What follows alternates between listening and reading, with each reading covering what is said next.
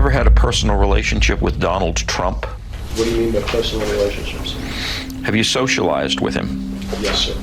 Yes? Yes, sir. Have you ever socialized with Donald Trump in the presence of females under the age of 18? Though I'd like to answer that question, at least today, I'm going to have to assert my 5th, 6th, and 14th Amendment rights, sir. So there are 5 people taking the 5th Amendment, like you see on the mob, right? You see the mob takes the 5th. If you're innocent, why are you taking the 5th Amendment? As I've previously explained, he had no relationship with Mr. Epstein, and he had no knowledge whatsoever of his conduct. That was Trump's attorney, Alan Garten, in 2017. This has all been reported countless times in the press. Those are all direct quotes. But we all now know that that is a lie. On this channel, for the past year and for years on other social media platforms, I have dedicated weeks, months, years of my time to exposing people that operate in the shadows, people like Jeffrey Epstein. And in my opinion, no matter who you are, no matter what your political affiliations are, no matter where you lean politically or what party you lead, that does not excuse you from scrutiny or potential crimes. Now, I know that this is going to be an extremely alienating episode, and some people are going to be really upset, some people are going to be really happy, but I do want to say, and I want to come to you openly and honestly, whoever is listening or watching this episode, if you're a Republican, please step out of that for a second, and if you're a Democrat, please do the same. And this story that I'm telling today and going over is not political. What we're talking about here is achieving some semblance of justice for victims of some of the most horrific crimes imaginable. Some of the things that I've read about Jeffrey Epstein and the crimes that he committed exist in a realm beyond human comprehension. So please, I do not want to make this a political episode. We are going to be talking about the sitting president of the United States of America, but only because he seems to be incredibly closely tied in to the topic of Jeffrey Epstein. If you're a really die-hard fan of Trump, please watch this and realize that this is not a political hit piece. I'm not trying to slam anybody for their political beliefs or leanings with this video. We are strictly sticking to the facts. Now, I will say from the outset, I do think it's shady how the media has largely been silent on Epstein until right now.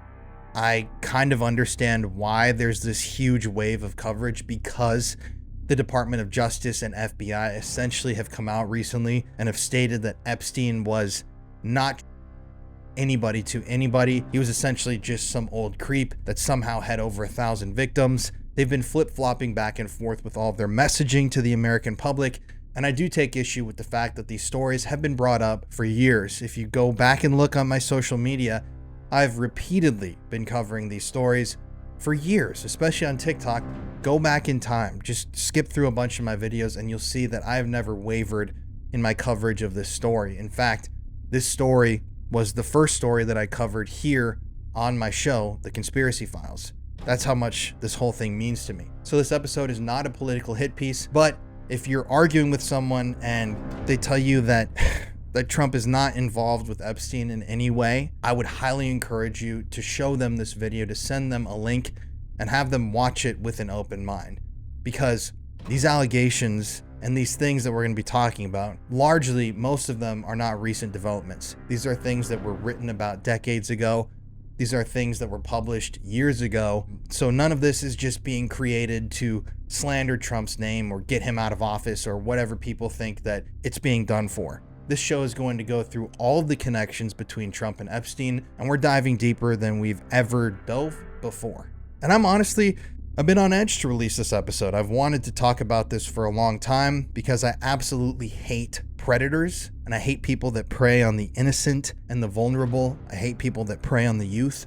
And I don't think that anyone should be immune from criticism or examination in relation to these rings, especially when a person's relationship to the ringleader is so well documented and filled with so many bizarre and strange things that are unexplainable and frankly deeply disturbing. But without further ado, all parties are presumed innocent until proven guilty in a court of law. I don't plan on going anywhere or doing anything to myself or any of my channels. All of the opinions presented on today's show are solely mine, Colin Browen, the host, executive producer of The Conspiracy Files.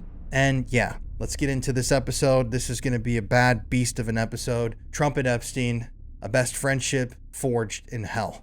Welcome to the Conspiracy Files.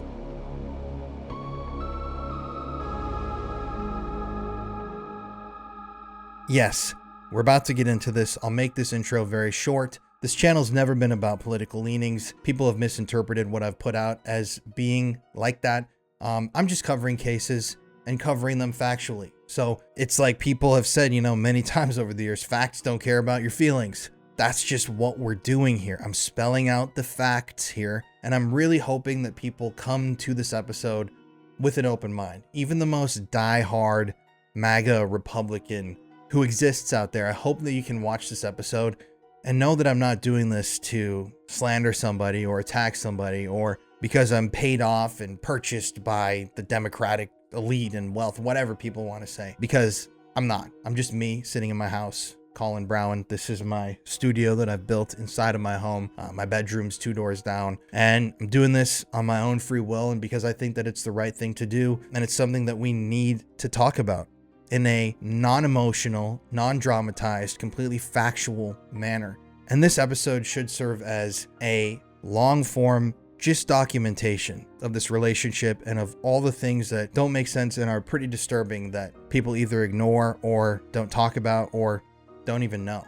To preface this as well, I would highly recommend that if you're out there listening or watching, you should purchase and read for yourself the Volume 1 and Volume 2 book, One Nation Under Blackmail by Whitney Webb. She's done an absolutely incredible job of documenting the Epstein story from beginning to end.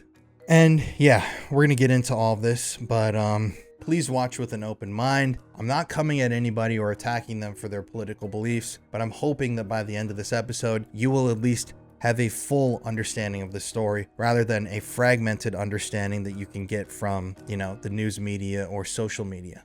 Obviously, if you're just tuning in now and wondering why the news has been heavily doting on about Trump and the Epstein files, well, you've come to the right place. In short, Jeffrey Epstein was an extremely wealthy American finance guy, an advisor, and a child who was investigated for minors, with investigations officially beginning as early as 2005. But his practices in and starting up this empire of are estimated to have started in the 1980s at least. This is not a new or modern development. He was at this for decades. In fact, Epstein was prosecuted by Florida State for 2 crimes of procuring a child for and of soliciting as part of a controversial plea deal, which we'll talk about later, called the Sweetheart Deal. To turn a very long story short, in 2019, Epstein was again arrested, this time for federal charges for the of minors in both New York and Florida. Epstein allegedly a month later in prison, which we all know that he was. And obviously that was just the very beginning of a deep, dark, twisted, sordid story. Jeffrey Epstein, back in the day before he was known for his prolific and extensive client list. And I'm talking right now just about his list of people that he worked with in the finance world, which actually I have a copy of right here. This is a 1-to-1 essentially photocopy of Epstein's Black Book. There are a lot of things you could point out in here. We could make a whole video about this. It's been really interesting to study this thing. But yeah, this is something that people know exists, that does exist. And there are multiple different iterations of this Black Book or list. Some of them are clean. Some of them show circles in handwriting, which have different meanings. And we'll talk about that later. But he was known for being basically a finance guy to the wealthy, ultra elite, ultra powerful people in government circles, Hollywood circles, individuals in fields including finance, manufacturing, real estate, film, television, and more. And in fact, his little black book, the one that I was just showing you, has long been discussed in the years past since his start in finance, and even more since the initial investigations looking into his potential. One of the many clients found in the black book, this is not a conspiracy, he's in there, I could show you the page, is our very own current United States President Donald John Trump, who, despite constantly denying his relationship with Epstein, has a fairly lengthy history with him. So today on this episode, we're going to talk about the backbone of Trump and Epstein's relationship and everything that has led up to where we are today. In addition, we're going to debunk some rumors and discuss some little known facts and truths that people don't really want to bring up. All the while waiting for the Trump administration to publicly drop any and all Epstein files, despite the very avid and deliberate attempts to sweep the political circus back under the rug and into the dusty boxes of files in some FBI or CIA headquarters. As you guys know, in the last few weeks, there has been a lot of discourse surrounding Jeffrey Epstein. First, back when Trump was elected into office, the Epstein files were supposed to be released. And I don't know if you guys remember when Pam Bondi brought those kind of conservative talking head type social media people to the White House property and gave them the Epstein files. I can't remember, volume 1 or whatever they called it. Set 1, essentially. She was saying, this is the beginning of our release of the files. But what ended up happening was people looked through those binders and they analyzed the files that these people had been given. And some of those files, most of them, had already been released. They were already available online, except online, they were unredacted. And the files that were given to these, influencers by Pam Bondi and the administration were redacted.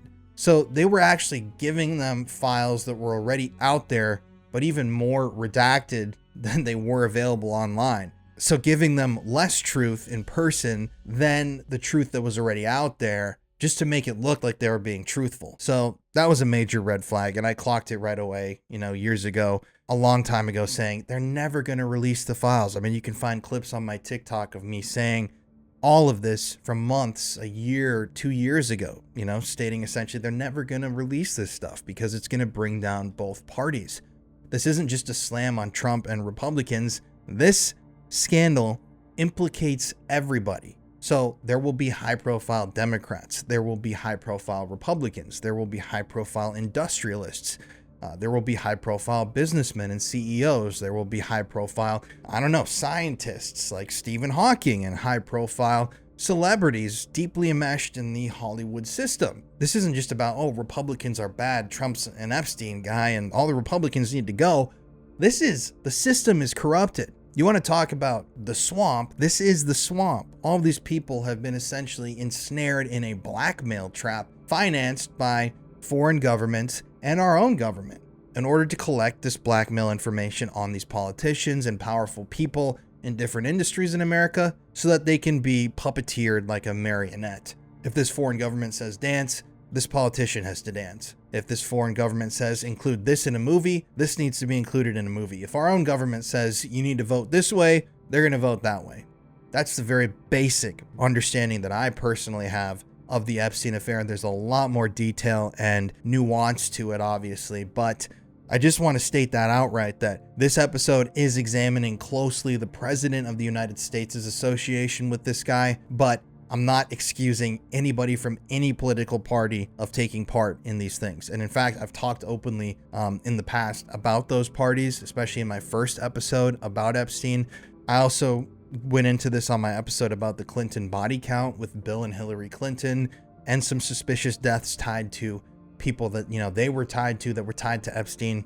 So I'm not a one-sided person. I'm trying to look at this holistically, but we're going to be examining just this one facet.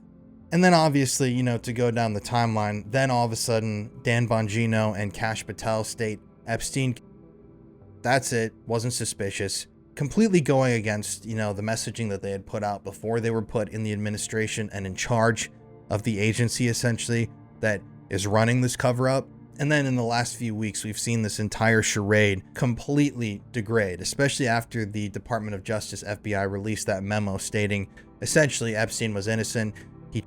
Nobody. He was just some lone wolf creep. And specifically in that, they also stated, they're not going to be releasing anything else concerning Epstein, which goes once again completely against everything that people who voted for Trump were told and promised. They were promised the complete opposite: full transparency, release of the files, arrests. And obviously that not only didn't happen, but I hate to break to you, but it's never going to happen, even if there is a Democrat in office. And one thing to get out of the way too, before we get too far into this, is people say, and I've seen this comment a lot, Well, if Biden was in office, why didn't they release the files about Trump back then? That's because it would bring down the entire establishment. This isn't like, oh, they have this dirt on Trump, so they're only going to implicate Trump. Well, let's say Trump is brought in on some sort of charge or connection to Epstein. Trump's going to talk about everything else he knows, and then in addition, the attorneys are going to ask for discovery. So that's going to lead to the outing of the entire chain of evil. You know, you can't just take down one link when you are talking about a ring like this. You're going to expose foreign government manipulation in American politics. You're going to expose that are deeply immersed in Hollywood and other industries. You're going to expose weaknesses in the American political system, in our security, and it would show that our own government was partly running this ring amongst other rings in the past that we're going to be talking about soon on the show.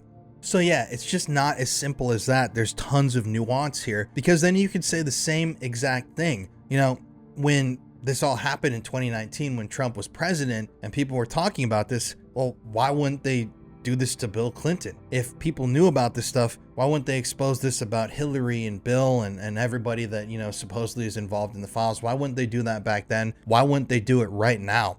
Why would Trump and the administration not release all the files that they have about the Democrats that are involved? Well, that's because you bring one person in, they have discovery, there's a whole process, they start squawking, the whole system is going down. So not only did Biden or whoever in that department not want to bring Trump or any of those cronies in at the time, but Trump, I'm assuming, also doesn't want to bring these Democrats and these other people in because it would expose the entire thing. It's not just as simple as you arrest one guy and put him away for being involved in Epstein. It's you arrest one guy, he starts talking about everybody, and these actual documents are unsealed and shown to the American people. And then all of a sudden, half to 3/4 of all the politicians in America are in hot water, are getting arrested from both parties, and the entire system is crumbling before our eyes. So that's my 2 cents. Make of that what you will.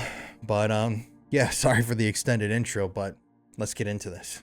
According to an interview in New York Magazine, Trump and Epstein met in 1987 through Jeffrey Epstein's longtime partner, Ghislaine Maxwell, who is the daughter of an infamous alleged Israeli super spy, Robert Maxwell. And you can look into all of that, the Promise scandal, and all the things that Maxwell was involved in, and his very suspicious water-based death. But we're not talking about that today. We're specifically talking about Trump and Epstein. Now, Ghislaine Maxwell, Robert Maxwell's daughter, had long seen Donald Trump as a vital connection for Epstein, her then boyfriend at the time. You see, in the late 1980s, like I mentioned before, Ghislaine Maxwell had worked for her father, British media mogul Robert Maxwell, who was also that secret spy who knew Trump fairly well as a rival, bidding unsuccessfully at the time to buy the New York Post. And it's documented that Robert Maxwell himself invited Donald Trump to party aboard his ship named the Lady Ghislaine. And it's also documented that they attended extravagant society soirees together. In fact, Ghislaine Maxwell asked her father Robert to call Trump up, seeking Trump as a client for her own ventures. And, well, the rest was history. You see, Jeffrey Epstein, Ghislaine Maxwell, and Donald Trump all had more in common than not. They all had ties to foreign intelligence agencies, arm dealers, and even the trade. And at the time, Donald Trump desperately needed friends. As a result of his failed casino in Atlantic City, one bankrupted project out of many associated with the Trump family in the past. According to a former Trump aide named Sam Nunberg, they basically hung out with each other because they were all rich. As we all know, Epstein was extremely wealthy, Ghislaine Maxwell was extremely wealthy and came from an extremely wealthy family, just like Trump. It was a match made in high society heaven. At the time, Epstein and Trump additionally spent a lot of time with a man named Tom Barrack, a longtime friend of Donald Trump's, who chaired the former president's inaugural committee and was arrested for conspiring to illegally exert influence over U.S. foreign policy on behalf of the United Arab Emirates. And Tom Barrack, that mutual friend, later appeared in Jeffrey Epstein's Little Black Book. In addition to getting Trump back on his feet, Jeffrey Epstein was also the epitome of everything that Trump was or had hoped to be. He was always, according to reports, surrounded by groups of gorgeous young women, bespoke private planes, spectacular residences, multiple homes, and he claimed himself that he had with multiple young girls almost every single day. All while at the same time, Ghislaine Maxwell orchestrated a never-ending series of movable feasts at which Epstein would entertain and play court to presidents, movie stars, dictators, scientists, and Wall Street billionaires, all individuals cut from the same cloth. Now, Donald Trump was often the center of Ghislaine Maxwell's attention, and women who entered Trump's orbit sometimes ended up being associated with both Donald Trump and Jeffrey Epstein, spending part of their time living in a Trump Tower condo and part-time at Florida, at Mar-A-Lago, or one of Epstein's homes. So you had all this gestating in the 1980s. Trump becoming good friends with Ghislaine Maxwell and Jeffrey Epstein, essentially through Robert Maxwell, who, like I said before, is an Israeli super spy. You can read the entire thing about him. He's got a crazy life story, and they get connected. Now, Epstein at this time period had connections to a number of different scandals, including Iran-Contra, wealthy individuals in the States that were corrupt, elite members of society and governments. That was really when Epstein was becoming the Epstein that he died as, But things really took a turn and the relationship really flourished in the 1990s. You see, in 1990, Jeffrey Epstein was believed to have purchased his Palm Beach property, paying nearly $2.5 million for the 8,000 square foot house, which was practically adjacent to Donald Trump's famed Mar-A-Lago estate, which he purchased a few years earlier in 1985. The Palm Beach property was where the allegations against Jeffrey Epstein really began, after the stepmother of a 14-year-old girl reported him to the police because the teen was found with $300 in cash at her school and claimed to some people that she knew that she had earned this cash by massaging Jeffrey Epstein. In 1992, Trump and Epstein attended a highly selective party at Trump's Mar-A-Lago resort in Palm Beach. No fewer than 28 young women were flown into the resort to participate in a calendar girl competition as entertainment for a small company in Florida. The organizer of this mysterious event, named George Horaney, was appalled to learn that there were only 2 male guests at this calendar girl event. Guess who they were? Well, obviously, I'm just going to tell you, then this is documented, it was Trump and Epstein. Now, Horaney, the organizer, was pissed and told Trump, essentially, quote, "Donald, this is supposed to be a party with VIPs. You're telling me it's just you and Epstein? I know Jeff really well. I can't have him going after younger girls," end quote. But Trump went on with this thing anyways, and Horaney's longtime girlfriend, Jilly Harth, later told the New York Times that Trump had groped her nonstop at a business meeting at around the same time, in which he put her hands up her skirt all the way to her crotch. Now, anyways, NBC later released archived video footage of this party in which both Trump and Epstein appear to be watching and pointing at women dancing, talking as if they were long-term friends. And that's because they were. In one shot, Trump is seen gesturing to one woman and appears to say to Epstein, "Look at her back there, she's hot." Epstein reacts with a smile and a nod. Trump then says something into Epstein's ear that caused him to practically double over with laughter. Now, according to reports and eyewitnesses, Trump allegedly held many parties like this at the Plaza Hotel as well, where it was reported that he, quote, "used to host parties at the suites when he owned it, where young women and girls were introduced to older, richer men, and illegal and young women were passed around and used," end quote. Andy Lucchesi, a male model who had helped organize some of these Plaza Hotel parties for Trump, said the following when asked about the age of the women that were present at these events. He said, quote, "A lot of girls, 14, look 24. That's as juicy as I can get. I never asked how old they were. I just partook. I did partake in activities that would be controversial too," end quote. Now, it should be noted as well that in a previous episode of the show, I discussed the Plaza Hotel. Now, interestingly, back in the 50s, J. Edgar Hoover, founder of the FBI, essentially started America's first blackmail ring inside of the Plaza Hotel, inside of a room known as the Blue Suite, where essentially J. Edgar Hoover and Roy Cohn, who was also one of Trump's, closest friends and allies, and the man who a lot of people claim made Donald Trump, would invite powerful people and, politicians over to engage in these acts with people that seemed and appeared to be very young, and they would record this. They would take photographs and document that these men were doing these things with these younger people, and also doing, and even J. Edgar Hoover was cross-dressing. They would then take that information and blackmail those individuals. J. Edgar Hoover used it partly for, the FBI, and he also allegedly kept a massive blackmail library just for his own personal gain on as many people as he could collect it on. So you have that connection already, not only with blackmail parties at the Plaza Hotel, but also with Roy Cohn, the man who made Trump, and how he was involved in those parties too. In fact, right now I'm going to play a clip from an interview that just recently resurfaced from years ago. This is, I believe, over a decade old, from a guy named Uncle Luke, who used to be a part of the rap group 2 Live Crew, who claims in this interview was conducted, I believe, over 10 years ago, so before all of this was huge news. So to the people that are saying that all these people are coming out of the woodwork because it's in the news, a lot of these clips and this information is just resurfacing because it was printed or published years ago, but people are going through and rediscovering things now. Now, Uncle Luke actually claims in this interview that he left a party that was being hosted by Donald Trump in the early 1990s at about the same time period that these things were allegedly happening, according to the people that attended these events. And he says that he left the party because he didn't know the age of the girls that were surrounding him. Just take a look at what he has to say.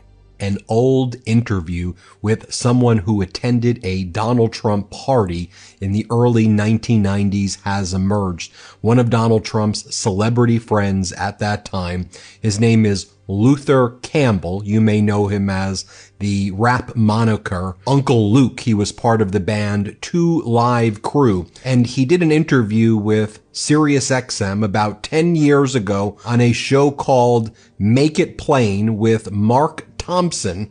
And during this interview, Luther Campbell, aka Uncle Luke, talks about how in the early 1990s he was at Donald Trump's house in Palm Beach, and he left this party when he saw people there who he thought were underage girls.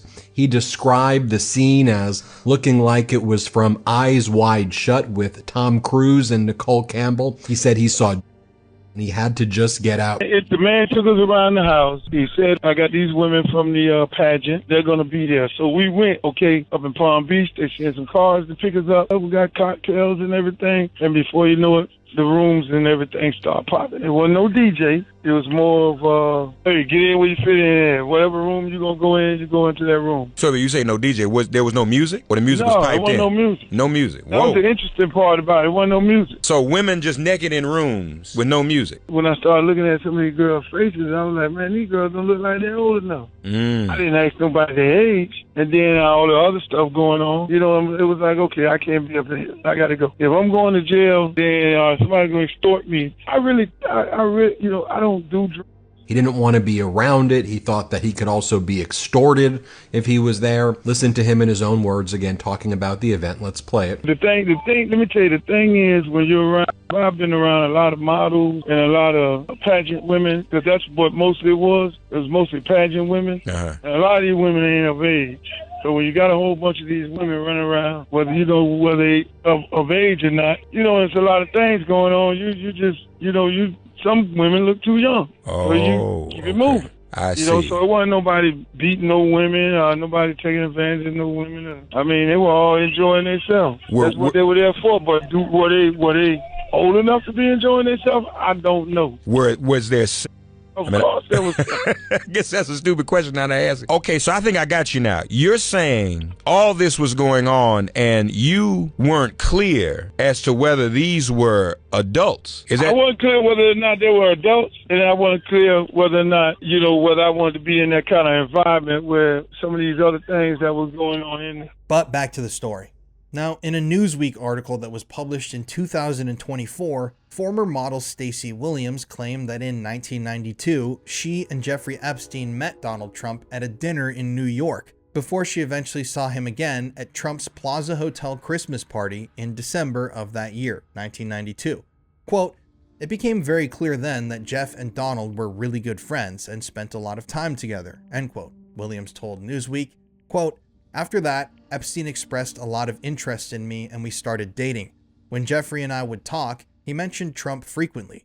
He was clearly a close friend, and they were spending a lot of time together, end quote. In late 1993, Williams alleged that the took place after Jeffrey Epstein suggested they visit Donald Trump while they were out for a walk. According to her, they went to Trump Tower and up the elevator, and minutes later, Trump was greeting them and pulled Williams into him, and then started her. Williams said that, quote, he put his hands all over my waist, my butt, and I froze. I was so deeply confused about what was happening because the hands were moving all over me, yet these two men were smiling at one another and continuing on in their conversation, end quote. Additionally, Williams claimed that she felt it was coordinated between the two, and later Epstein berated her for letting Trump do that to her. Another article released in 2021 spoke with an anonymous source only known as Jane Doe, who claimed that she had been by Ghislaine Maxwell. This Jane Doe, this victim, alleged that Jeffrey Epstein took her to meet Donald Trump when she was only 4 years old, sometime in the 1990s while they were in Palm Beach, Florida. You see, from 1993 to 1997, Trump and Epstein took many trips on Epstein's private plane, nicknamed the Lolita Express. If you don't know what Lolita is, it's a book and then it was a movie essentially about an older man falling in love with an underage girl. I think the girl in that book and movie is like over. It's a Stanley Kubrick film. Obviously, that's why the plane's nicknamed the Lolita Express, on which trips Trump would sometimes take his own wife at the time, Marla Maples, and his daughter Tiffany. Interestingly enough, just in the last few days, there's been a lot of reporting done about all of this, but photographs have actually emerged of Jeffrey Epstein being at Trump's marriage to his second wife, Maria Maples. There's photographic evidence of it. He was there at the event. So once again, if that doesn't show how close these two were, I don't really know what else would. Now, Attorney General Pam Bondi of the Trump administration released paperwork earlier this year, which, like I said before, included previously public flight logs from Epstein's private jet. Flight logs which clearly named Donald Trump multiple times as a passenger.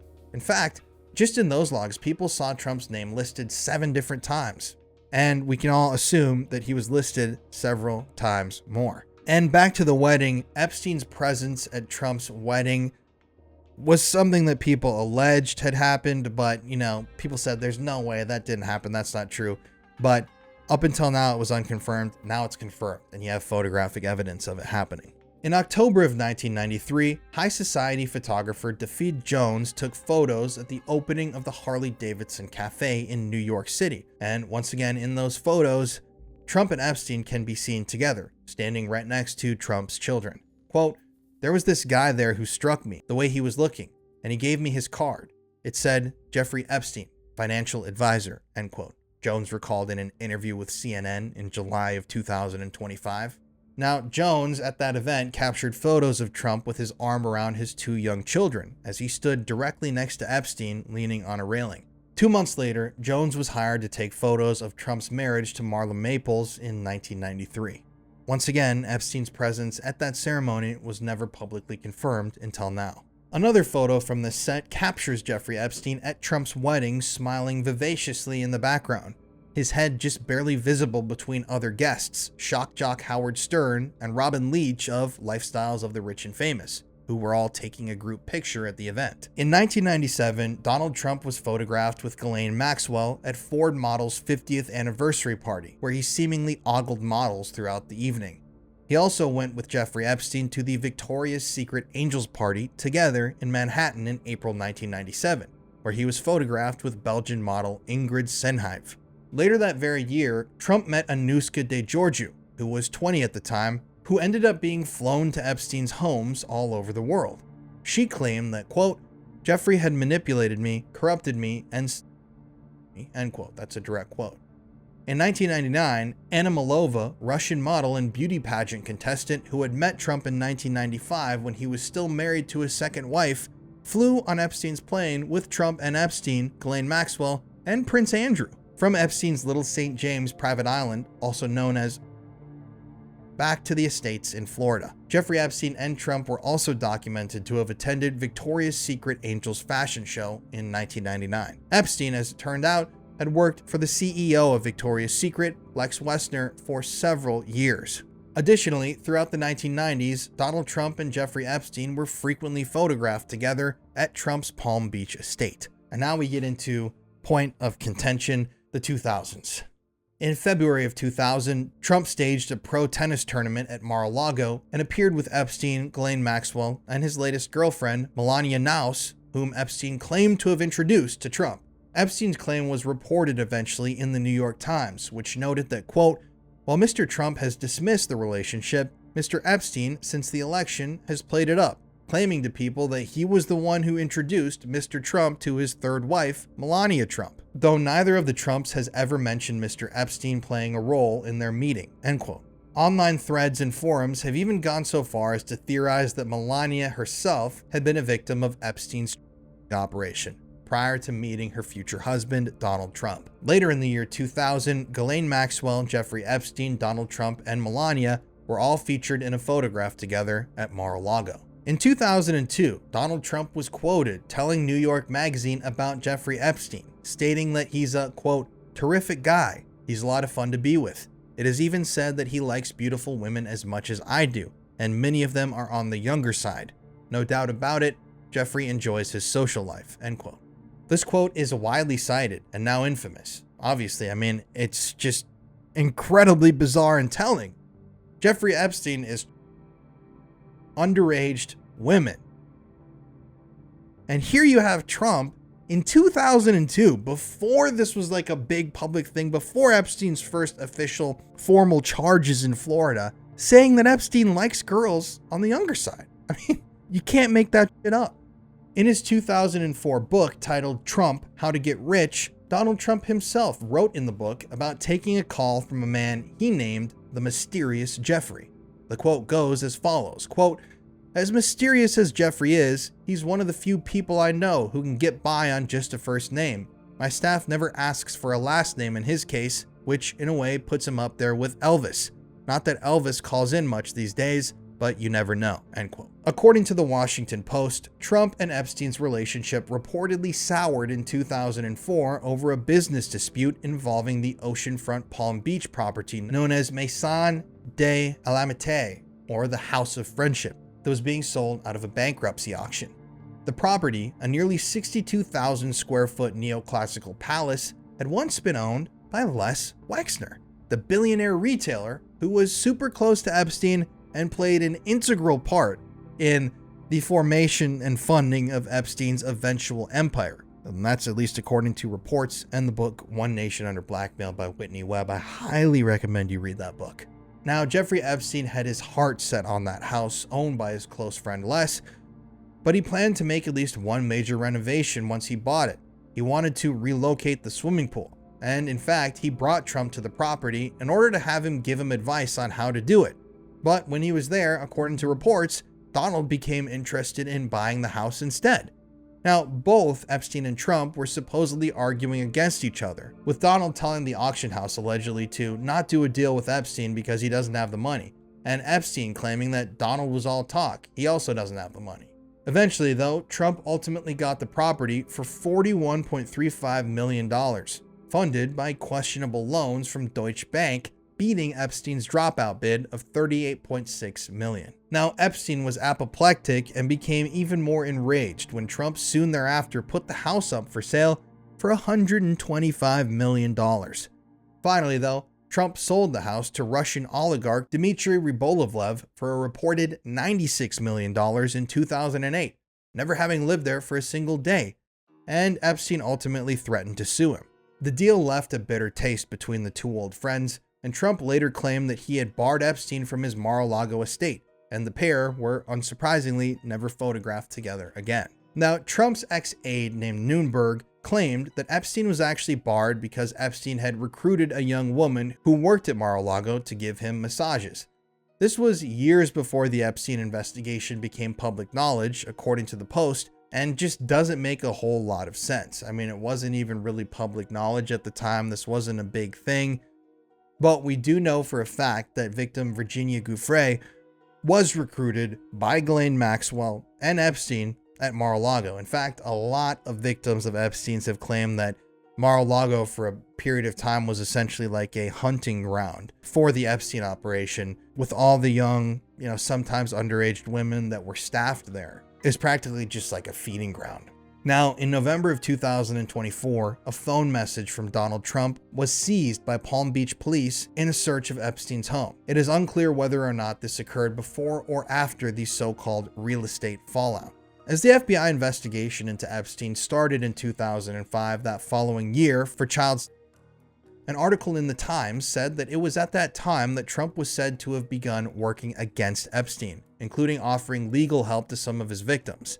In fact, it was alleged that Epstein believed Trump got the police to investigate him in retaliation for threatening to sue. One victim, named Courtney Wild, revealed that after her lawyers served Trump a subpoena to help her civil case against Epstein, Trump responded immediately and was reported to have given her legal team a disturbing anecdote about seeing girls and young women at Epstein's pool.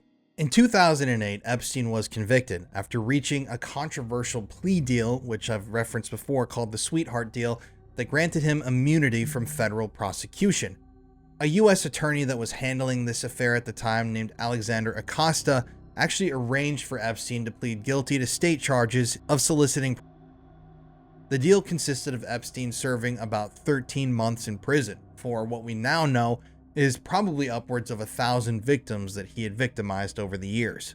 Now, interestingly, I'm just going to read you this kind of simple explanation of what happened. In 2008, a U.S. attorney, Acosta, approved a federal non-prosecution agreement with Jeffrey Epstein. That secret agreement, conducted without consulting the victims, was later ruled illegal by a federal judge for violating the Crime Victims' Rights Act. In March 2005, the Palm Beach Police Department began a 13-month undercover investigation of Epstein, including a search of his home based on reports that he was involved with minors. The FBI investigation resulted in a 53-page indictment in June of 2007. Here's where it gets weird though. Alexander Acosta, then the U.S. attorney for the Southern District of Florida, agreed to a plea deal to grant immunity from all federal criminal charges to Epstein, along with 4 named co-conspirators and any unnamed potential co-conspirators. That agreement essentially shut down an ongoing FBI probe into whether there were more victims and other powerful people who took part in Epstein's. At the time, this halted the investigation and sealed the indictment.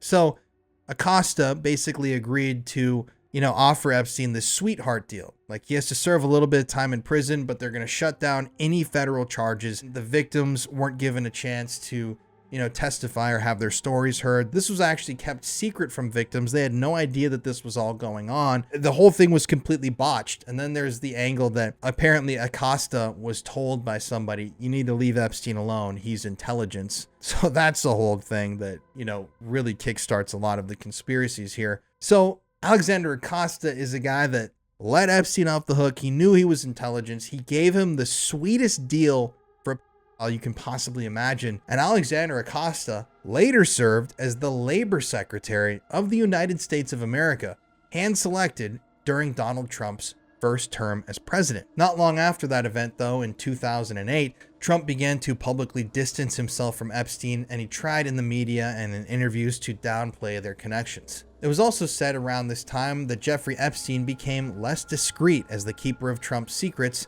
and suddenly became less averse to showing off potentially compromising photographs of he and Trump together. An associate of Jeffrey Epstein's, who asked not to be identified, stated that Epstein showed him one photo of Trump with a topless young girl.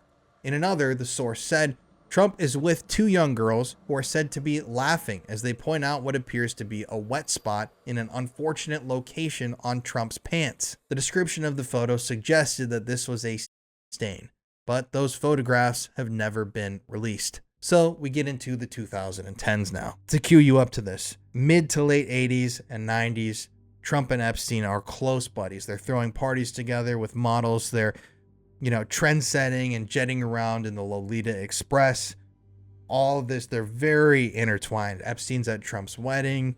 They're obviously very close friends. 2000s, that is still carrying on. Melania is now pictured with Trump and Epstein and Maxwell. But all of a sudden, Epstein has this investigation opened up. People start coming forward about him. And then, instead of trying to find some justice here, The U.S. attorney for that district shuts it down, basically seals everything. It's all sealed. There's a lot of that case that we still don't know because it's been sealed since then. Shuts down the victims from, testifying or being able to testify, and is told, Epstein's intelligence. And at that point, Trump distances himself. He tries to get away from all of that, but you can't run from the truth forever. In the 2010s, Jeffrey Epstein's notorious Little Black Book, containing contact information for hundreds of powerful and prominent individuals, was first leaked and publicized by the website Gawker in 2015. And I do have to give my good friend some credit. My good friend Nick Bryant, who I am involved with in a major way on an upcoming project that I've been working on for over a year, he actually was the guy who got Epstein's book published. So I'm not only just very close with Nick, but I've spent weeks with him and hours on the phone. And he has told me a lot of firsthand knowledge about Epstein. He actually runs the charity or the organization, I don't know what you'd call it, Epstein Justice, that are advocating for investigations and prosecutions in the Epstein case. In fact, I'm going to include a link to Epstein Justice in the description of this show and a link to their petition, which is advocating for a full and authentic investigation into Epstein. So I would highly suggest that you guys go sign that and put your name on that thing and advocate with me and Nick and everybody else involved for this honest investigation into these crimes. But I've had a lot of long talks about Epstein with Nick when we've been on these shoots together and traveling the United States together. Back in January, we were actually in Washington, D.C. on the day that Trump was inaugurated, Nick and I and our film crew. And he said, clearly Trump was involved in Epstein. This is a guy who's dedicated a decade and a half, almost 2 decades of his life to investigating Epstein. I don't know exactly how long he's been on this case, but he's been interviewed by a lot of people about Epstein. And he just point blank is like, yeah, he's obviously involved. Like, his name was big circled in the book and some of the documents. He's like, I've been looking at this for a long time. And this is coming from a guy who's dedicated his life to investigating Epstein. Not just me saying this. Like, this is a guy who is very, very involved in the research and exposing of this topic. Those are his thoughts. I'm not just making that up. It's important to note that the Little Black Book was initially discovered by the FBI in 2009 after Jeffrey Epstein's former house manager, a man named Alfredo Rodriguez, attempted to sell it. Both Trump and Melania's names were listed as contacts in the book, along with the names of multiple other Trump family members and tons of wealthy industrialists, Hollywood types, business people. There are a lot of names in that book. And like I said, I have a photocopy of the book. I've had conversations with Nick, deep conversations about the book. You can read it for yourself and see the names. There are a ton of names. And this, to be honest, is about as close to an Epstein client list as you're ever going to get, is the Black Book. And now we have to cover something that's incredibly disturbing. In April of 2016, writing under the pseudonym Katie Johnson, Donald Trump and Jeffrey Epstein were brought to court and sued together for... This was in 2016, before the Epstein thing became huge news, before everybody across the planet was talking about Epstein, April of 2016. Now, this girl, Katie Johnson, claimed that she was just in the year 1994 and was forcibly involved in one of Jeffrey Epstein's notorious... Now, according to the affidavits, Donald Trump had known defendant Epstein for 7 years, and knew that the plaintiff was then just 13 years old. Additionally, this wasn't the only between these individuals. There were several that spanned from June of 1994 to September of 1994, according to these officially filed documents. The documents reported the following. Defendant Trump initiated contact with plaintiff at 4 different parties. On the 4th and final encounter with defendant Trump tied plaintiff to a bed, exposed himself to plaintiff, and then proceeded to plaintiff. During the course of this savage, plaintiff loudly pleaded with Trump to stop, but with no effect.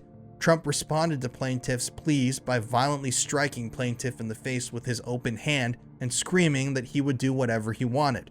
Immediately following this, Trump threatened plaintiff that if she were ever to reveal any of the details of this and physical of her by Trump, plaintiff and her family would be physically harmed if not. Defendant Epstein had contact with plaintiff at 2 of the parties. The second encounter with defendant Epstein took place after plaintiff had been by defendant Trump. Defendant Epstein forced himself upon plaintiff and then proceeded to, despite her loud pleas to stop. Defendant Epstein then attempted to strike plaintiff about the head with his closed fists while he angrily screamed at plaintiff that he, defendant Epstein, rather than defendant Trump, should have been the one who took plaintiff's virginity, before plaintiff finally managed to break away from defendant Epstein. Katie Johnson in this suit, remember that's this girl's pseudonym who was, according to her at the time of all this, went on to explain that Trump was extremely racist towards Epstein's Jewish background, and the two argued about who would be the one to take her virginity and that she should feel honored to have the experience. Katie Johnson also went on to list an occasion before this savage attack in which she was forced to undress and give Epstein a full body massage while he was completely naked.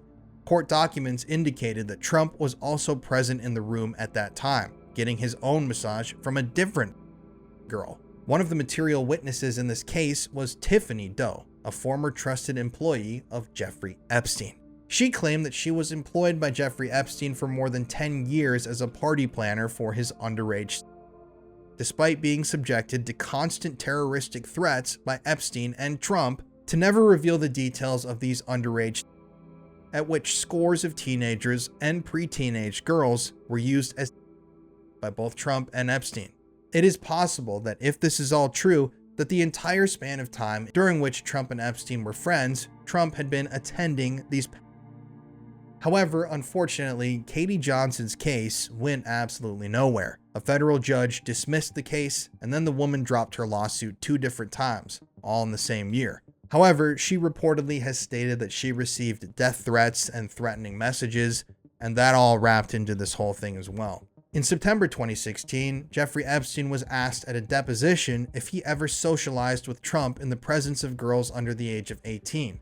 Of course, that was the clip that I showed you at the very beginning of this episode. Epstein punted and pleaded the fifth, amongst other amendments. Additionally, in 2016, another alleged victim of Epstein's, named Sarah Ransom, claimed in emails to a New York Post columnist that Trump, Clinton, and others were involved in Epstein's alleged.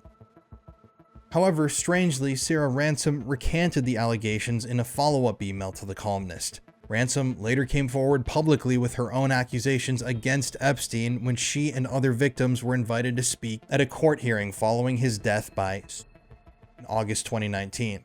These emails were revealed in January 2024, in which documents from the Epstein files were made public. In response to the release of Ransom's 2016 emails, Trump spokesman Stephen Chung said that, quote, "These baseless accusations have been fully retracted because they are simply false and have no merit," end quote. But I want you to consider, so many times in these cases, we hear about victims who are silenced. They are threatened into silence. They have attempts made on their lives. They see others around them dying. I mean, there are a number of mysterious and weird deaths connected to Epstein that I'm planning on making an entire episode about in the near future.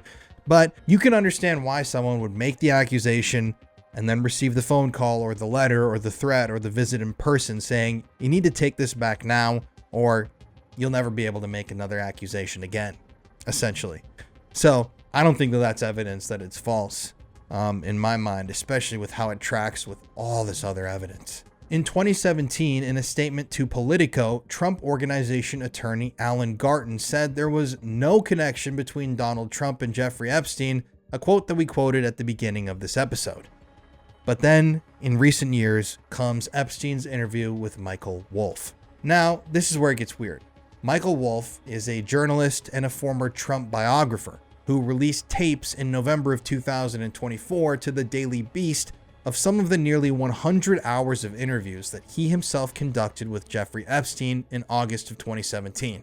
His reporting suggests that Epstein continued to have some access to people close to Trump when Trump entered the White House in 2017, and this was confirmed by the tapes with Wolff, in which Jeffrey Epstein on tape, on audio recording, claimed to know inside details about the power dynamics of the president's first-term cabinet members and staff. In the interviews conducted by Michael Wolff for his bestseller Fire and Fury Inside the Trump White House from the year 2018, Jeffrey Epstein was heard on audio recording boasting about how close he was to Trump and his wife by claiming, quote, "The first time he slept with her was on my plane," end quote. Epstein then went on to paint a complicated picture of Trump and his relationship, stating the following. He called him charming and always fun, capable of extraordinary salesmanship, and suggested that he was personally in favor of Trump's policies on, quote, the transgender stuff, end quote. Epstein also claimed that while Trump has friends, he was at heart a friendless man incapable of kindness. And Epstein alleged that Trump had undergone scalp reduction surgery for his baldness and that he called himself the Trumpster. He also said that Trump is a womanizer who yells at his staff and lives basically a friendless life with only his daughter Ivanka, his secretary, and his bodyguard truly loyal to him. Epstein claims that Trump is almost functionally illiterate, but states that Trump did read the Page 6 gossip column in the New York Post. And finally, Epstein said that Trump was incapable of reading a balance sheet and that any act of kindness would have been an accident. Epstein went on in the interview with Wolff to elaborate on Trump's conduct towards women, which has garnered a lot of attention over the years, given the pair's long friendship and the 28 different women who over time made accusations against the current president of misconduct, all of which he still denies, even in his second term. And many of the women who have come out and spoken about the times that Trump has allegedly acted inappropriately with them, all these incidents supposedly occurred during the time period in which Trump and Epstein were friends. That's just a side note. On one occasion during this interview, Epstein alleged that Trump took a woman to what he called the Egyptian room in an Atlantic City casino, and that afterward, Trump was boasting, saying, quote, it was great. The only thing I really like to do is f the wives of my best friends. That is just the best," end quote.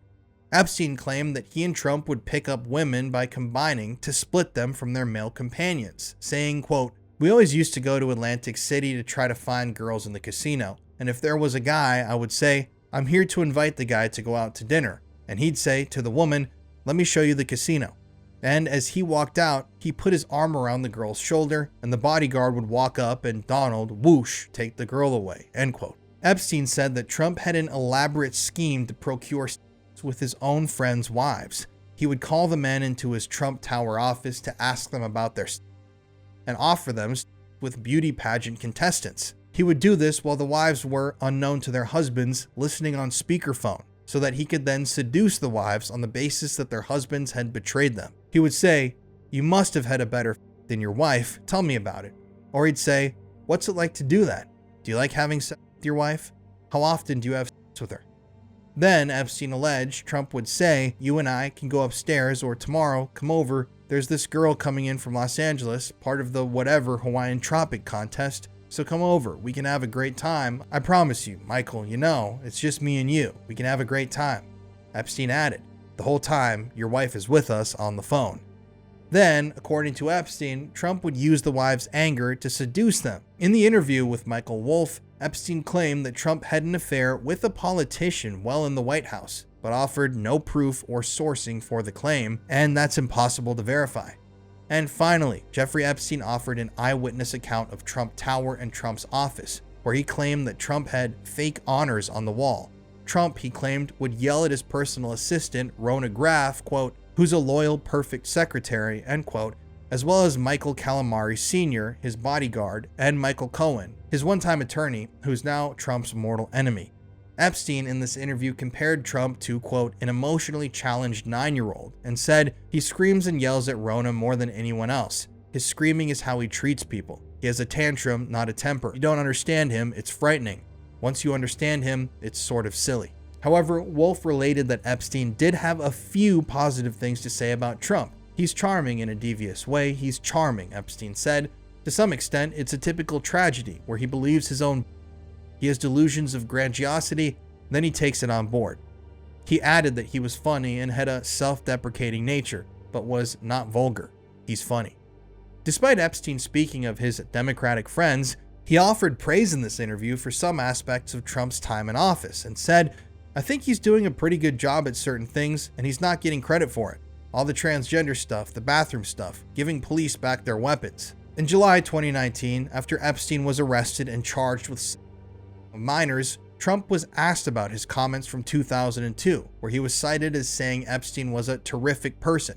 In response, Trump stated he was not a fan. He went on to tell reporters the following: "I knew him like everybody in Palm Beach knew him. People in Palm Beach knew him. He was a fixture to Palm Beach. I had a falling out with him a long time ago. I don't think I've spoken to him in 15 years. I wasn't a fan. I was not, a long time ago. I'd say maybe 15 years. I was not a fan of his. That I can tell you, I was not a fan of his." End quote. But this, of course, contradicts Trump's early 80s, 90s, and 2000s relationship with Epstein.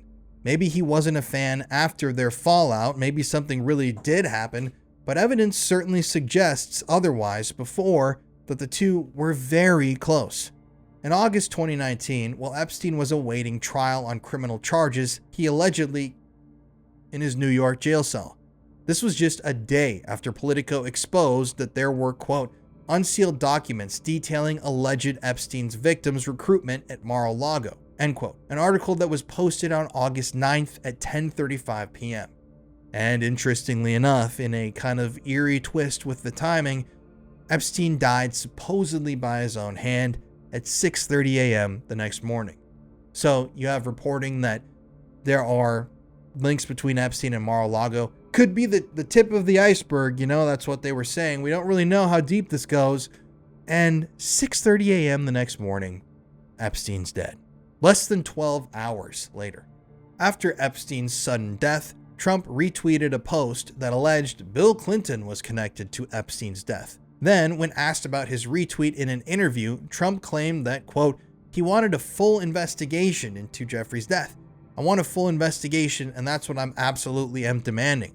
That's what our Attorney General, our great Attorney General, is doing," end quote. But at the time, Bill Barr, the Attorney General of the United States, was also in some hot water. You see, Bill Barr himself was deeply interconnected to political cover-ups.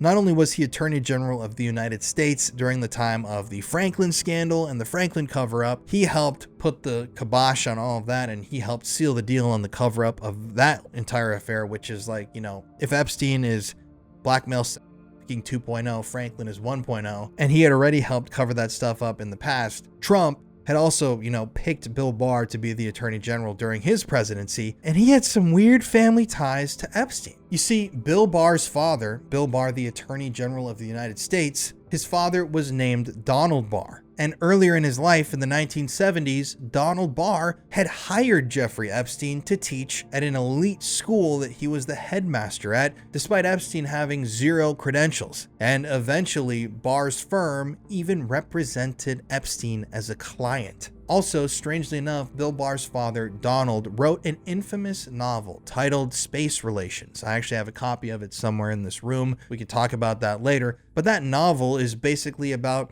an oligarchic futuristic society which engages in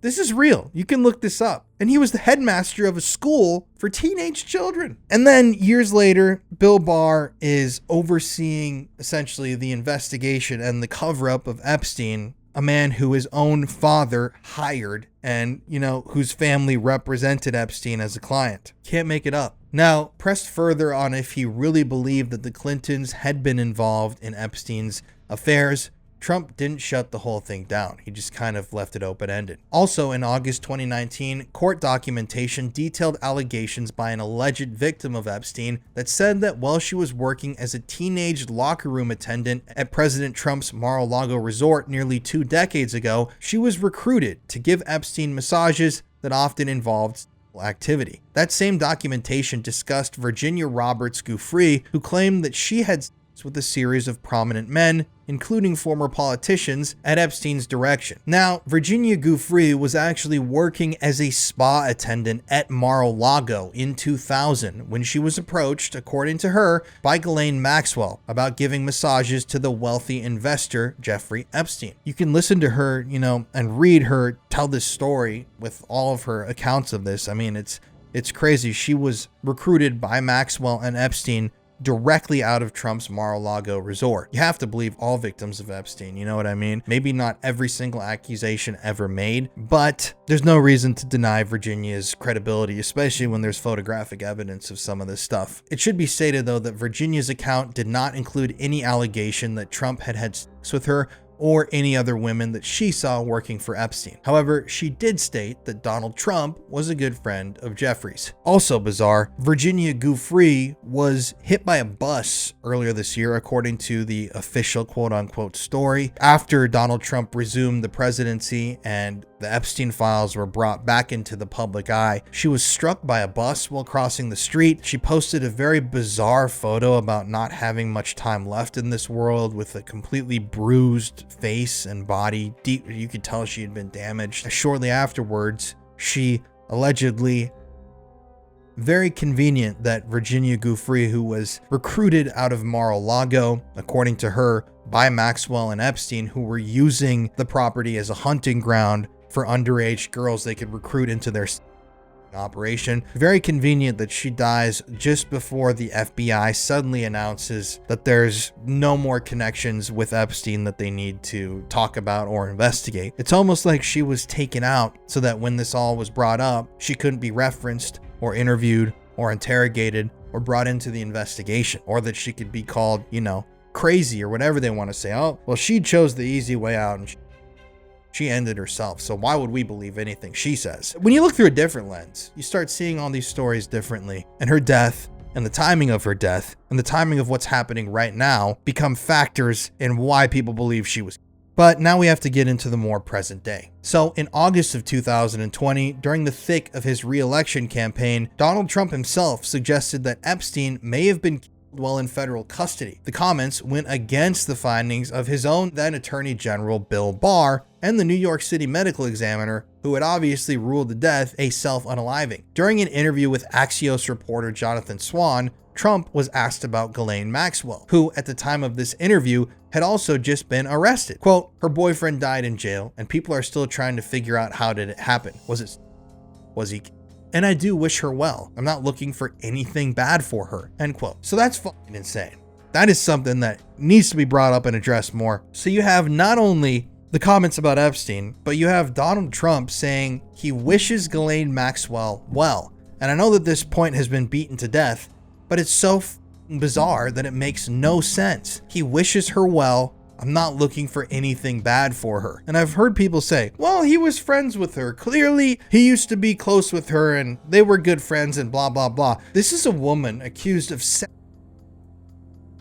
She had just been arrested for children to be raped.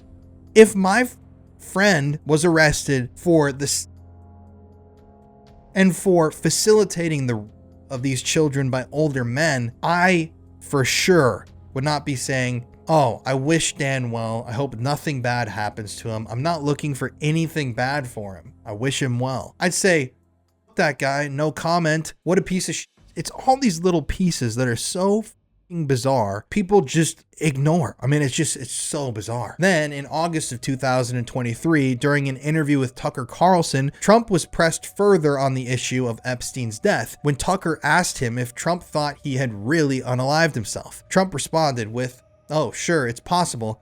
I mean, I don't really believe. I think he probably committed, which is just a suspicious, bizarre quote in itself, playing both sides. I don't really believe he probably did this. People forget that Trump was in office when Epstein was taken out. So if someone was actually doing the taking out of Epstein, it would be the insidious network of individuals that were involved with Epstein that wouldn't want their dark, dirty blackmail and secrets getting out there. It wouldn't be, a former president or somebody like that. It would be the person that's in charge of the United States that's trying to silence somebody. And that's just my thought. You can have different thoughts. You're free to have your own thoughts. But I see that too. It's like, so Trump hired the guy who gave Epstein the sweetheart deal, which basically ensured Epstein's and the victims of Epstein's silence, Alexander Acosta, for the labor secretary. He had Bill Barr, whose father had hired Jeffrey Epstein and whose family had represented Jeffrey Epstein in the past, who had already done a cover-up job on another blackmail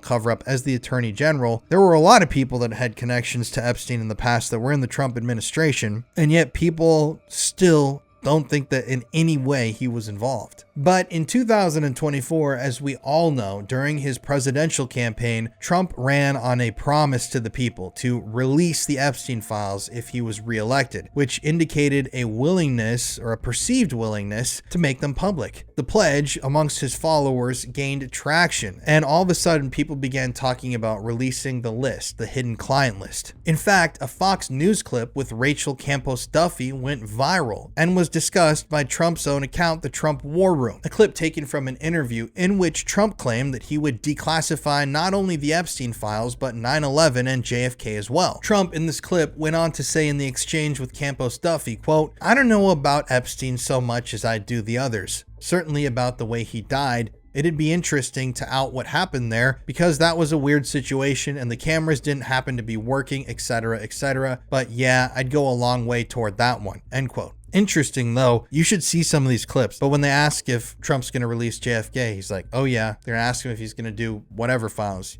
Oh yeah. And then they ask him about Epstein and he says essentially, well, we need to wait because there's a lot of names and innocent people essentially on that list and we don't want to bring these people into it. Immediately he's showing hesitation and he's planting that seed in people's minds that, yeah, you know, there's some lies and some bogus on those documents, so we might not consider releasing those. Why though? If you're completely innocent, release the fucking files. Why? Why not? Would you declassify the 9/11 files? Yeah, Would you declassify JFK files? yeah.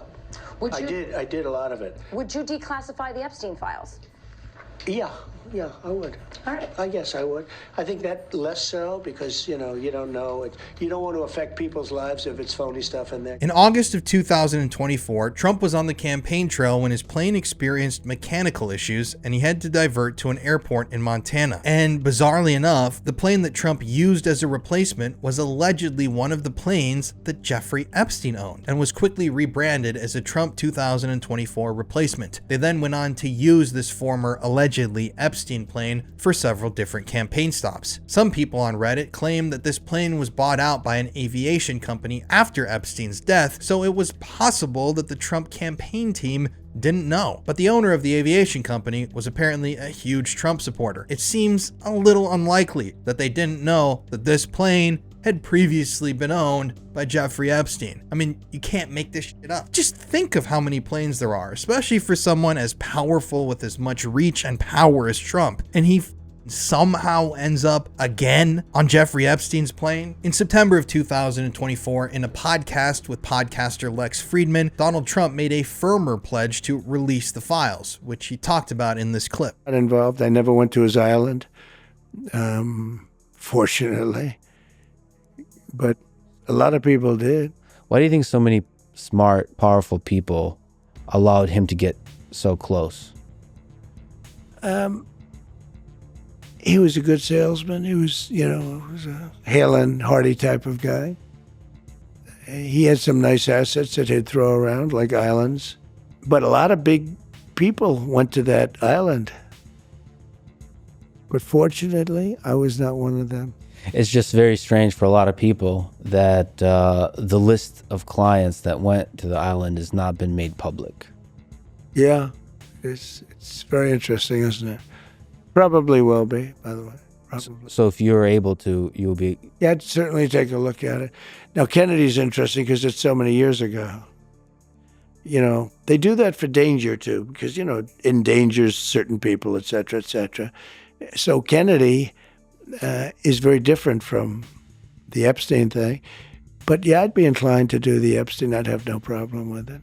That's great to hear. As of recently, in 2025, talk of the Epstein files has been mostly left to Trump officials, including Pam Bondi, FBI Director Kash Patel, and FBI Deputy Director Dan Bongino. In April of this year, Trump said he was unaware of when the files would be released. In June, though, Tesla CEO Elon Musk made public claims on his X account that Trump was indeed named in the Epstein files. And that's what really kicked this whole thing off. Something else, a little side tangent that I want you to look at and consider is it seems as if almost every single time that they release something about Epstein, something else is happening. Like they're trying to slip in the Epstein it so that people don't make as big of a deal about it as if they just released it on a normal news day. I mean, of course, you know that news agencies and governments do that sort of a thing. I mean, we know that the government has been enacting psychological warfare campaigns against the public for decades. You can see that in FOIA documents and released documents from over the years. I live in Texas, I live in Houston, and I noticed what the fuck was everybody talking about like a few weeks ago? The floods in Texas, in Kerrville, in Kerr County, and there was a terrible tragedy, a loss of life, all those children that were swept away at Camp Mystic, all the innocent lives that were taken. It was all that anybody was talking about. It was all over social media. And in the midst of that chaos, the DOJ and the FBI decided to slowly sneak that little Epstein memo out. That Epstein never tracked a single person and that they're never releasing any more information about Epstein. Same with Elon Musk. When Elon Musk tweeted that Trump was named on the Epstein files, a guy that has an absolutely massive megaphone, all of a sudden there are huge riots in Los Angeles and the ICE raids strike Los Angeles and all these protesters come out, and that floods social media almost immediately after Elon Musk puts this out about Trump. And you really have to break that down and go into the thought behind it, because you think about it, Musk makes these claims, all of a sudden everybody and their grandma is talking about Trump and Epstein. And then there are these ICE raids in Los Angeles, which, as you know, are carried out by whatever federal authorities. So that means that people in the administration or wherever essentially sent these people to conduct these raids that they knew would be highly controversial. And they got the reaction that they wanted, whether or not you want to say that some of those protests were other people coming in. But based on what that actually was, I mean, Trump was sending in the military. He was deploying National Guard. He was pulling out every stop to bring news stories to that event to distract from what had just been put into the national spotlight. And then you saw the same thing with the flooding. I mean, this happened in the past with different Epstein releases and dumps. I could talk about this all day, but it's just something that if you look at it objectively, it happens. It's not a conspiracy. It's just what happens. But of course, after Musk tweeted out that Trump was named in the files, he downplayed this scrutiny, calling the documents boring and questioning the public's fascination and interest in them. Trump, though, has since shifted his tone, defending Attorney General Pam Bondi's selective approach to the release of the files and suggesting, of course, that some of the materials may have been politically manipulated. That ex-post by Elon Musk was later deleted. Then, after the DOJ and FBI released their memo on July 7th of this month when I'm recording this, stating that, quote, they had found no evidence that Epstein had blackmailed powerful people or kept a client list, and reiterated that he died in his prison cell in 2019, Trump reacted to the outrage that was felt not only by his base of supporters, but by all Americans in general. And like I said, on July 8th, right after that deadly flash flooding of the Guadalupe River in Texas, Trump shot down a question about Epstein brought up during a cabinet meeting, saying, "Are you still talking about Jeffrey Epstein?" I mean, let's just watch the clip. Are you still talking about Jeffrey Epstein? This guy's been talked about for years. You're asking, we have Texas, we have this, we have all of the things.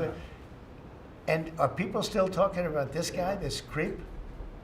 That is unbelievable. It just seems like a desecration.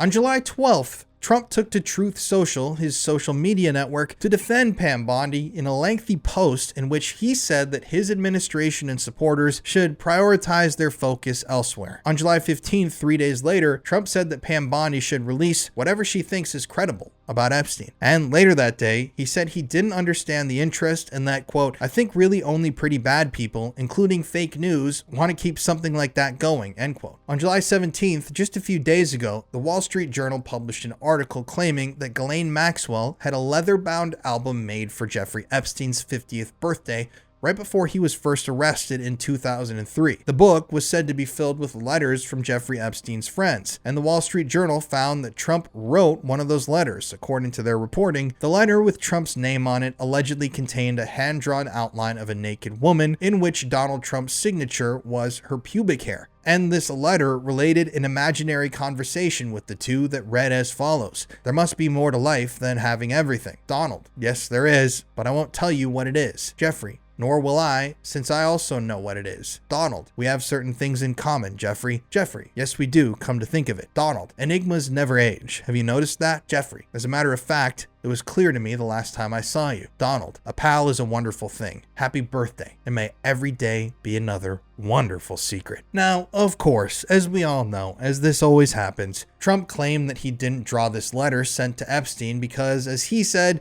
he doesn't draw. He's not good at drawing. And his supporters, people who are really diehard, will never question anything related to Trump, claim that that was true. But people on social media quickly showed up with receipts. And in fact, they showed pieces that had been auctioned off that were drawn by Trump in the early 2000s, depicting skylines and buildings. This was actually the same time period when this letter was allegedly sent to Epstein by Trump. However, on July 18th, 2025, Trump officially announced that he was suing the Wall Street Journal and the Murdoch family for libel and slander, and for exposing this handwritten personal letter for a cost of $10 billion, stating in the suit that was brought in Florida that the Wall Street Journal, quote, falsely claimed that he, Trump, authored, drew, and signed a card to wish the late and utterly disgraced Jeffrey Epstein a happy 50th birthday, end quote. Which, I mean, according to the reporting, this stuff was logged by investigators decades ago. So this isn't something that the Wall Street Journal, according to their reporting, I mean, they could be proven wrong, I guess, but this isn't something that they just invented. This comes from actual files that were either declassified, but it's not like they're just saying, oh, someone found in their closet this letter that says Donald and Jeffrey. To publish an article like that, I'm assuming you have to go through a pretty rigorous fact check. If you actually put yourselves in the Wall Street Journal's shoes, regardless of your political slant and regardless of if you believe the story or not, if you're the Wall Street Journal and you're going to publish a story like that is that explosive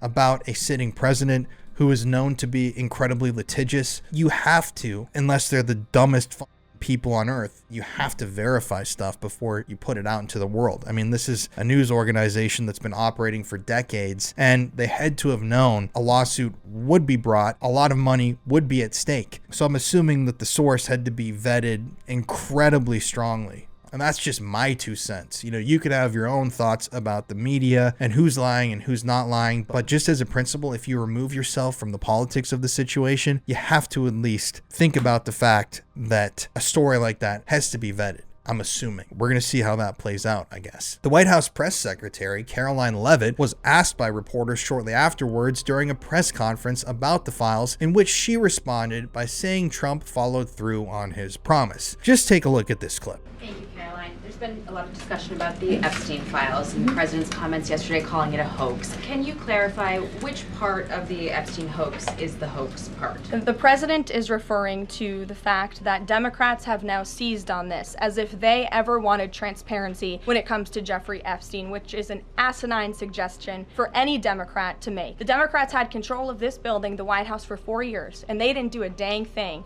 when it came to transparency in regards to Jeffrey Epstein and his heinous crimes. It was this president who directed the Department of Justice and the Attorney General to do an exhaustive review of all files related to Jeffrey Epstein, which they did. The Attorney General and the FBI, led by Pam Bondi, Dan Bongino, Kash Patel, these are great patriots, some of the most trusted voices in the Republican Party movement. It's part of the reason the president appointed them to these high law enforcement positions, and they spent many months going through all of the files related to Jeffrey Epstein, and they concluded what they found in that memo, which they drafted and they released. And so the president has been transparent. He has followed through on his promises to the American people, but he doesn't like to see Democrats and the mainstream media covering this like it's the biggest story that the American people care about. However, after scrutinizing pressure, on July 19th, 2025, Trump announced that the Department of Justice was going to release the redacted version of Epstein's grand jury testimony, despite avidly claiming for several months prior that he would have no issue with doing so, and then likewise fighting to have them kept secret. However, in the time that's passed since this script was finished and since this research was done by my team and I, it should be noted that they've ruled to keep that grand jury testimony secret. There's so many ways you can look at that. You can look at that someone's being protective over Epstein, and there's now, you can blame a different party because it was, I believe, a Biden appointed judge or an Obama appointed judge who ruled that. You can use that. I guess some people could deflect onto that judge or whatever the you want to say. But in my opinion, After deeply studying all this stuff and after having conversations with one of the world's leading Epstein experts who goes on podcasts and shows all the time to discuss Epstein, who was the first one to get a copy of Epstein's Black Book and send it out to the media, Nick, amongst many other individuals that I've come across throughout my journey into this world. What really I think happened here is that obviously Pam Bondi and Trump dangle this shit out in front of people and say, ooh, look, we're going to unseal the grand jury testimony and we're going to do this for you. We're going to actually be transparent here. But grand jury testimony is always sealed. For the most part, always sealed. For them to unseal grand jury testimony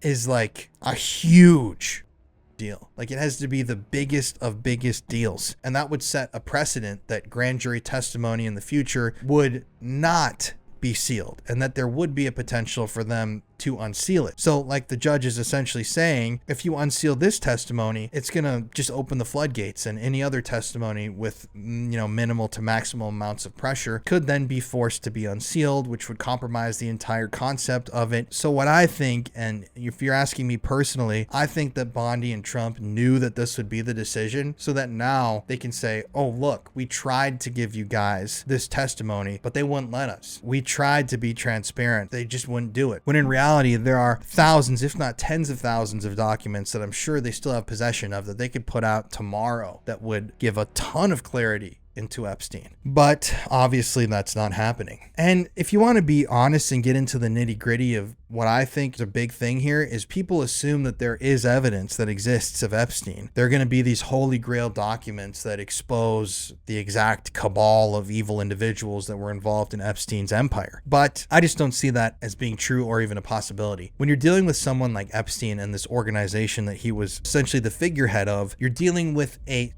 blackmail operation that goes to the highest of highs, all the way to the Oval Office, if Trump was really involved in all this stuff, all the way to the highest offices in all these different foreign countries and foreign leaders and large figures and figureheads of industry and industrialists and power brokers and Hollywood type individuals. If those files ever even existed in the first place, I believe firmly in my heart of hearts that they would have been destroyed right after Epstein died in 2019, once again under the watchful eye of Donald Trump. I don't think that those records that are incriminating that people are searching for, I don't think they even exist in the first place. I believe that they were destroyed a long, long time ago, along with lots of other things in this case. I mean, in that DOJ release, they're saying they have thousands of files, thousands of hours of video and photo evidence of, but they don't go into any detail about who's in the videos, what's on the videos, what's happening, the people that are seen or observed. It's clear that they're talking about the blackmail there, but of course they're never going to discuss it. They're just going to blame it on Epstein. And mark my words, right now, I'll put this in video. It might not happen, but Ghislaine Maxwell has been speaking with people in the United States government, investigators or like a congressional oversight committee or what the was happening with that. But there have been rumblings that Maxwell might be brought in for questioning and to testify. Essentially, that would be the worst possible situation for this whole thing, because then they could just bring Ghislaine Maxwell in to shut the whole thing down, claim none of this is real, I acted alone. That's the seal on the cover up. There you have the person who was convicted of doing these things saying it wasn't as bad as you guys have made it out to be. I was the only one. He had nothing to do with it. You're making something out of nothing. Case closed. Then the Justice Department can say, look, we tried, but we don't have to unseal anything else or tell you about anything else because look, here's the woman that was convicted for it saying there's nothing else. Epstein was innocent. He was just a lone wolf. He had nothing to do with any of these other allegations. All those cameras in his house, he was just doing that for himself. All of the people that were seen with him and all of the victims' testimonies and the flight logs and the island and the weird symbolism on the island and all of the money transfers and payments that don't make sense and his second passports and his identities and his associations with these foreign governments and his associations with all these spies and all that stuff is just malarkey. Ignore it, because here you have Ghislaine Maxwell saying it's not true. But Maxwell's father was a Israeli super spy, so I don't even know how in the first place anybody would take any word from her mouth as the truth. Mark my words though, circle back to this video in 6 months and let's check in with each other and see what happens. As you can see by the evidence presented today, Donald Trump and Jeffrey Epstein were very close friends for several years, decades, starting in the late 80s till the early to mid 2000s. And also, Epstein, claimed in his interviews with Michael Wolff that he knew the ins and outs of the Trump White House. So in 2017, 18, whatever, leading up to his death. So he still had those connections, according to himself. And despite constant claims from our current president and his attorneys and his people that just do and say whatever he tells them to do that are in the administration, that he did not fraternize with Epstein, there is an absolute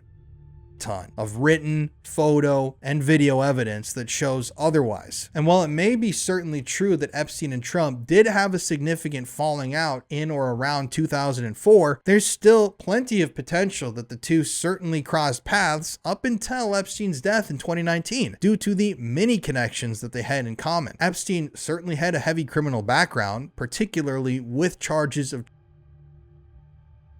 But additionally, he had ties that suggest there was even more to the picture in his work with high-profile clients in finance and even other foreign governments and world leaders. So what else was Jeffrey Epstein hiding? I mean, we know he was a blackmail artist and who collected this material on the world's elite, but what else does Trump have to do with it? To me, and hopefully to you at the end of this video, the question is not, did Trump have a connection to Epstein? It's how deep did this connection run, and how involved was Trump with Epstein's criminal enterprise and his on camera?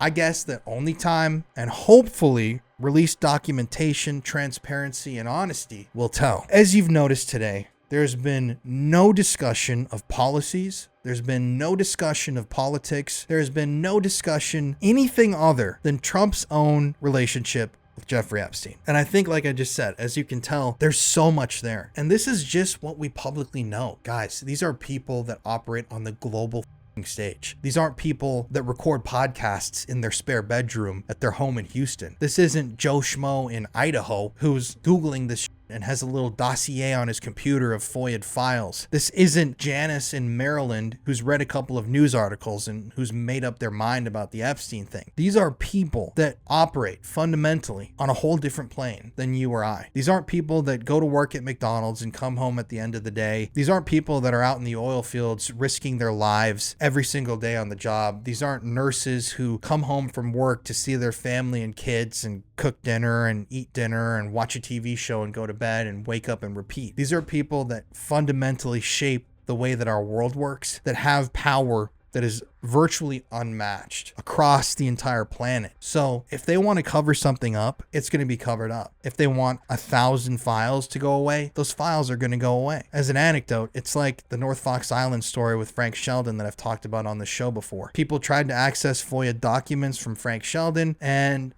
turns out that the FBI lost those files in a flood at their headquarters. I have the paper document, the letter from the FBI that actually makes that excuse. So if you actually still think that there's going to be any transparency here, it's never going to happen. And it's, once again, not because Trump is the big bad guy and he's the figurehead and he's the only one that did anything bad. It's because they all did bad. They're all together in this. So many people from both sides of the aisle and from all these other industries and countries and governments, they're all together in this cesspool of filth. And as I stated towards the beginning, if one domino falls, imagine, ting, the whole line is going to fall with it. And they are fighting as hard as physically possible to make sure that that first domino doesn't topple over so that you and I never hear the full truth. Now, I'm going to be doing an episode in the near future about Epstein's Island itself because there's so much mystery and cover-up surrounding that island and the ritualistic symbolism of the place. I mean, there's so much strangeness surrounding that. But for now, I hope that if you're a supporter of Donald Trump and you've watched this video, I haven't offended you by questioning,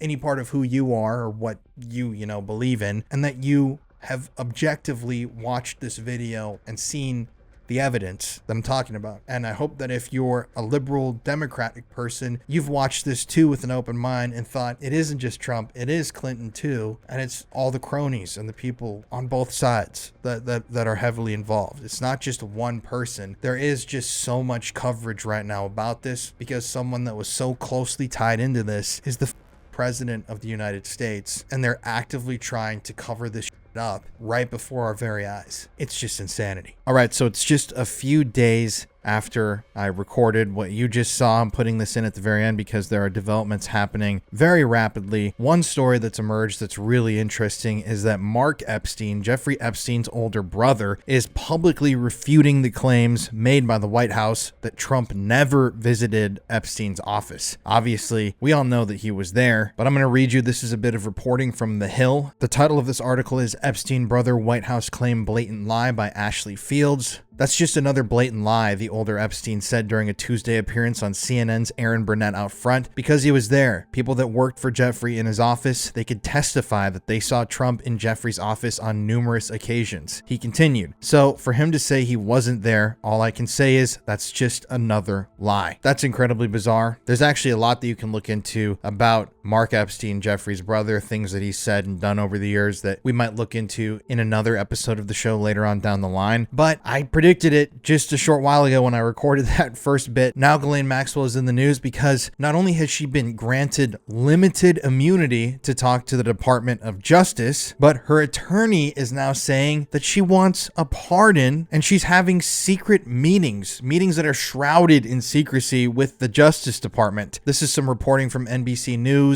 They are saying essentially that former prosecutors and lawyers for victims are questioning what occurred and who was present during 2 days of interviews with the Jeffrey Epstein accomplice and convicted. I'm just going to read you a quote from this article. The article's titled Ghislaine Maxwell's Meetings with Justice Department Shrouded in Secrecy, published by Michael Cosner, Chloe Atkins, Tom Winter, and David Rode. They say in this article, Deputy Attorney General Todd Blanche completed 9 hours of meetings over 2 days with Ghislaine Maxwell on Friday, but made no public statements about what she said or the next steps in the Justice Department's much criticized Jeffrey Epstein investigation. Former prosecutors said it was highly unusual and potentially unprecedented for the department's number 2 official to personally interview a witness. Secrecy in a criminal investigation is normal, but the prosecutors involved in the case would typically be included in questioning. I've never heard of a deputy attorney general doing anything like this before, said a former senior Justice Department official who spoke on condition of anonymity. Now, later on in the article, it states Barrett Berger, a former federal prosecutor in New York, said the interviews by Blanche, who worked as Trump's former defense lawyer, may be performative. It may be just a way of being able to say, look, we dotted every I and crossed every T. She said, there's value to being able to say that we've tried to speak to everyone we possibly could, including the co-defendant. So I'm sure by the time this episode is released, there's going to be a lot more information that comes out, but we're seeing this playing out in real time, people. This is a cover-up. If you don't believe that this is a cover-up, I don't know what the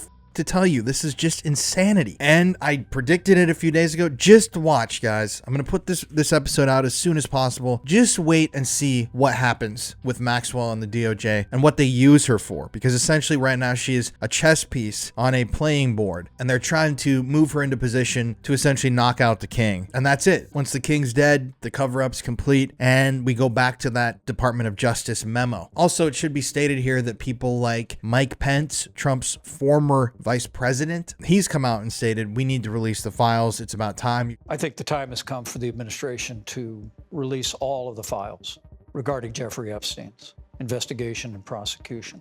It's important that we protect the names of the victims. They should be excluded from any disclosure, but whether or not the facts justify charges, I think that anyone who participated or was associated with this despicable man ought to be held up to public scrutiny. Mike Johnson himself, he has also stated that he wants transparency. We should put everything out there and let the people decide it. I mean, the White House and the White House team are privy to facts that I don't know. I mean, this isn't my lane. I haven't been involved in that.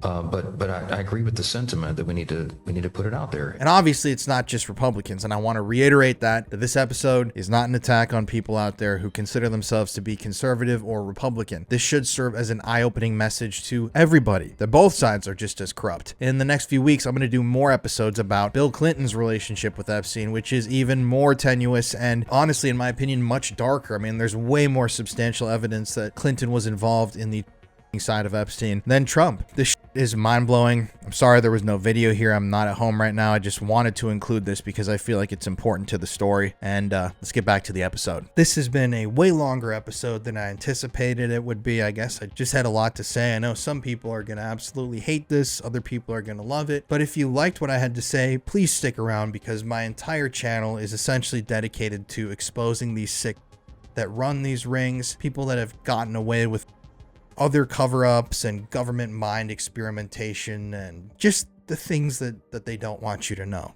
That's the channel. And please be sure to leave me a like on this video, comment on the video. If you're listening to the podcast, leave me a review on Apple Podcasts or Spotify or wherever you're listening to this show, because this sort of work takes a lot of effort from our entire editing team to our writing and research team to myself putting in extra work into the scripts and, you know, recording and putting this whole thing together and coordinating the entire effort. So it's really a team effort to keep bringing you guys what I would consider to be the unfiltered truth. And thank you guys for tuning in. Keep that tinfoil hat on. As always, stay suspicious. I'll be back next Wednesday with another episode of the show. Always question everything. That is my final quip for the day. Always question everything. I'll see you guys next week.